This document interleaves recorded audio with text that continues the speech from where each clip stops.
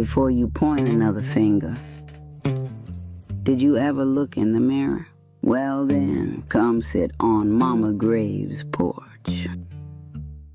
Now come here for a second. Mama Graves wanna ask you something, and I don't want you to rush past it. How you say you done with people, but they still living in your head, your habits, and your reactions. I'm not talking about physically. I'm talking about the way you still move, the way you still explain yourself, the way you still brace yourself, the way you still shrink like they standing right there watching you. See, a lot of y'all think you free 'cause you created distance. But distance don't mean nothing if they still got access to how you think, how you feel, and how you respond. And that's the part nobody talks about. You can leave a place and still be owned by it. You can cut people off and still be carrying them around in how you love, how you trust, and how you see yourself. And the truth is, some of y'all ain't healing. You just not being triggered as often. There's a difference. So what I'm about to walk you through, these ain't the loud signs. These the quiet ones, the sneaky ones. The ones you've been doing so long, you started calling them normal. And if you see yourself in these, don't get defensive. Just get honest, because you might have left them. But we about to find out if they ever really left you.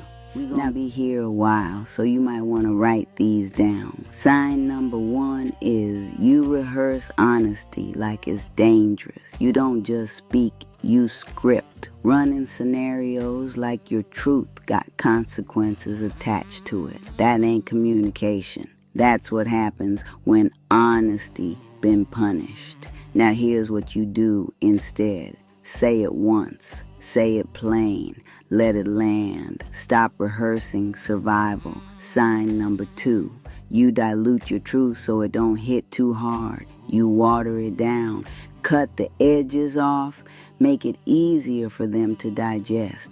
Meanwhile, it's choking you. Stop sweetening what's sour. Tell it raw or don't tell it at all. Sign 3. Your body tenses up, but you override it. Your chest tight. Your stomach turn. Your mood shift. And you still say, I'm good, baby. Your body's screaming while you lying. Don't do that. Listen to your body like it's your last warning, because it is. Another sign is that you feel wrong for not being available. You finally choose yourself, and it feels illegal, like you owe somebody access to your time and energy. Baby, sit in that guilt and don't move. That feeling ain't truth, it's withdrawal. Sign 5. You over-explain simple decisions. You turn no into a whole speech, breaking it down like you on trial for living your life. Nip that in a bud now. Say less, mean more. No don't need a paragraph. 6. You prepare for their reaction before you even see them.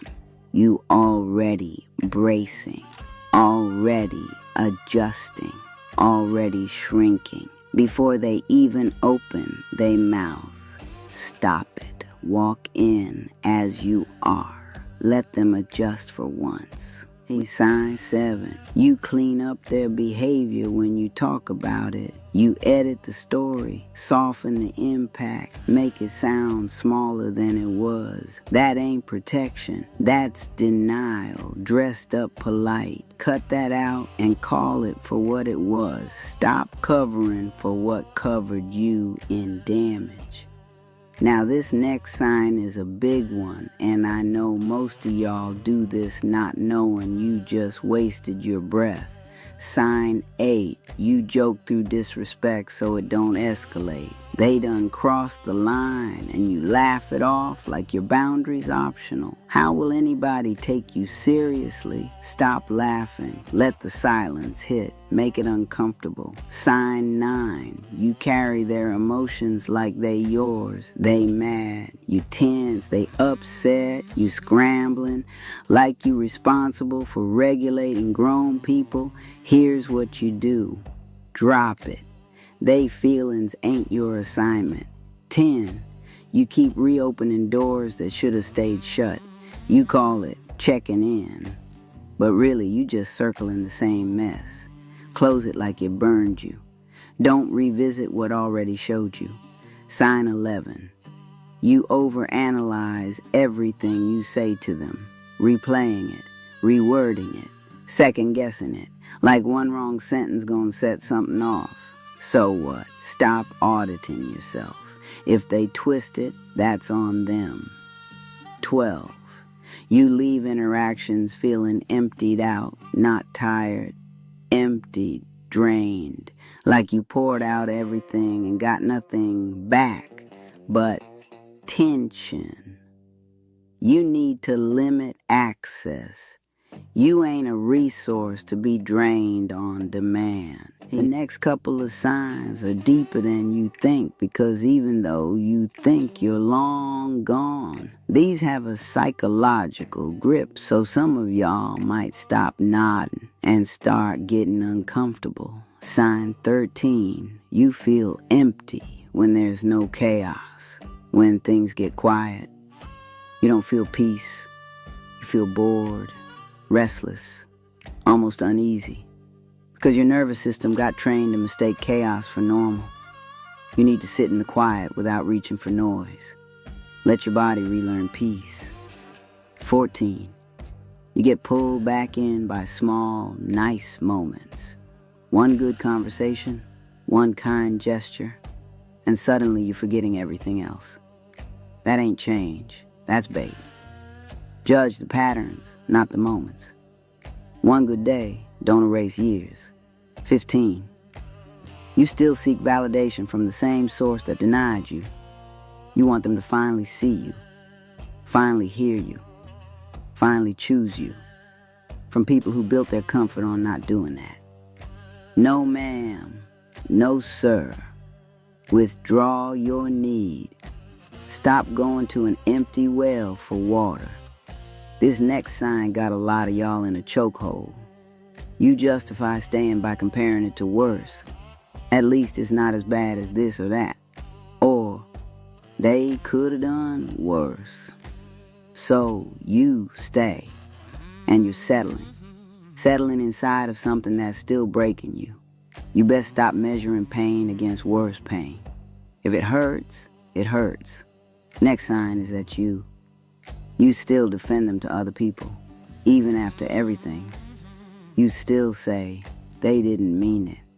They just like that. Protecting the same behavior that hurt you on purpose.